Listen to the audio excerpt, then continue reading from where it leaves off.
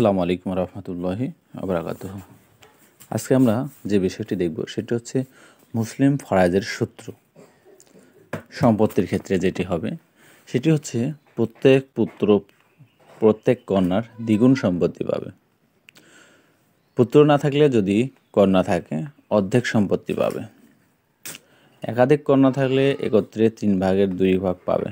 শুধুমাত্র পুত্র থাকলে নির্ধারিত ওয়ারিসদের অংশ দেওয়ার পর অবশিষ্ট সব সূত্র পাবে। একাধিক পুত্র হলে একত্রে সমান ভাগ পাবে। সন্তান থাকলে স্ত্রী পাবে 1/8 অংশ। সন্তান না থাকলে স্ত্রী পাবে 1/4 অংশ। সন্তান থাকলে স্বামী পাবে 1/4 অংশ। সন্তান না থাকলে স্বামী পাবে 1/2 অংশ। সন্তান থাকলে পিতা পাবে 1.1/6 অংশ। সন্তান না থাকলে পিতা পাবে 1/3 অংশ।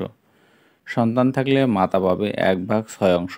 সন্তান না থাকলে মাতা পাবে 1/3 অংশ।